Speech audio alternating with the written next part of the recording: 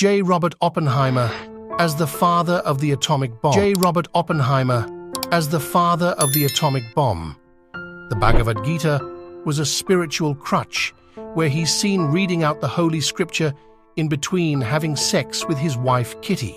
Even his translation of a seminal verse of the Gita, which was first red-flagged by historian James A. Hegel in the Gita of J. Robert Oppenheimer, has been questioned by the author and mythologist Devdutt Patnaik. Nonetheless, Oppenheimer, who was raised in a non-observant Jewish family of New York, would unfailingly turn to the Gita and quote from it on many occasions. Oppenheimer's copy of Bhagavad Gita, translated by Arthur W. Ryder, according to Patty Templeton of the U.S. National Security Research Center, is part of the collections at the Bradbury Science Museum in the Los Alamos Laboratory. The physicist's handwritten initials appear in the upper right corner of the front-end papers.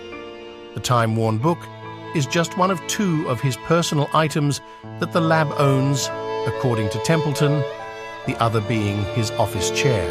Oppenheimer wanted to read the Bhagavad Gita in the original Sanskrit as a professor at the University of California, Berkeley, before his time at Los Alamos. He sat in on Sanskrit classes with Ryder, who had published an English translation of the Gita. It was a book Oppenheimer would gift to colleagues and friends. Preparing for Trinity, the first atomic bomb test conducted at the lab, Oppenheimer's thoughts were on its success and the impact of the bomb on his life and on the world. I simply record a poem which Oppenheimer translated from the Sanskrit, SIC, and which he recited to me 2 nights before Trinity, in battle, in forest, at the precipice in the mountains, on the dark great sea, in the midst of javelins and arrows, in sleep, in confusion, in the depths of shame, the good deeds a man has done before defend him.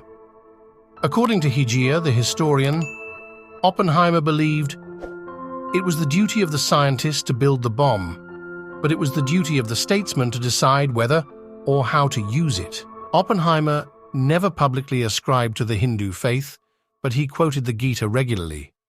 Most notably, as Templeton points out, upon seeing the Trinity detonation, Oppenheimer reportedly recalled the line, "Now I am become death, the destroyer of worlds." The line is from chapter 11, verse 32 of the Gita, in which Lord Krishna reveals his divine form to Arjuna, the Vishwarupa Darshan. Witnessing the terrifying sight of the Lord's cosmic form, Arjuna is overwhelmed with awe and fear. A more accurate translation of the verse, according to Hegel, is closer to, "Now I am time, the great destroyer of worlds." This was in fact a reference to the aspect of time where Krishna, in order to persuade Arjuna to carry out his duty, says that time is the ultimate destroyer. And one way or another, historian Alex Wellerstein, however, offers a more elaborate explanation.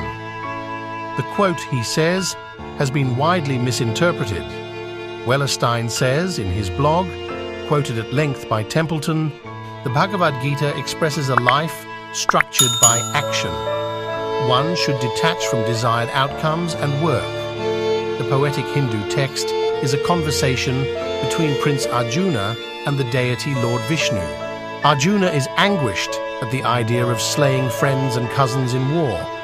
Vishnu convinces Arjuna to disregard emotional attachments and fear of mistakes.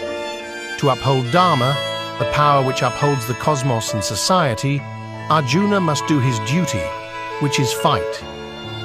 Oppenheimer is not Krishna Vishnu, not the terrible god, not the destroyer of worlds. He is Arjuna, the human prince. He is the one who didn't really want to kill his brothers, his fellow people. But he has been enjoined to battle by something bigger than himself.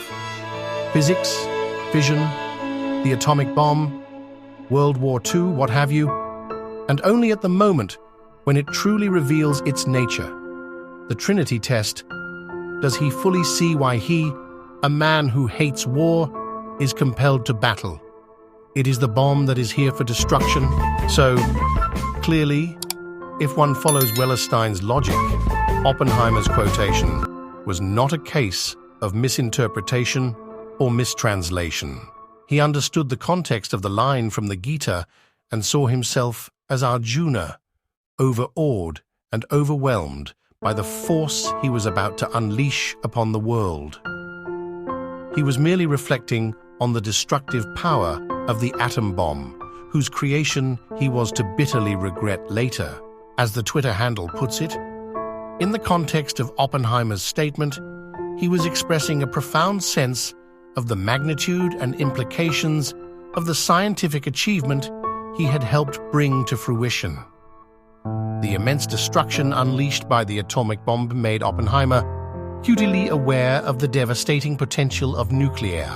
His use of the quote from the Bhagavad Gita reflects his introspection on the consequences of his work and the moral responsibility that came with it. Some scholars have argued that there is no such quote in the Gita. Mythologist and popular author Devdutt Patnaik is one of them.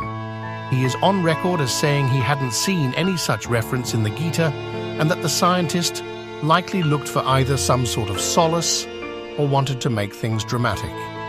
Thank you.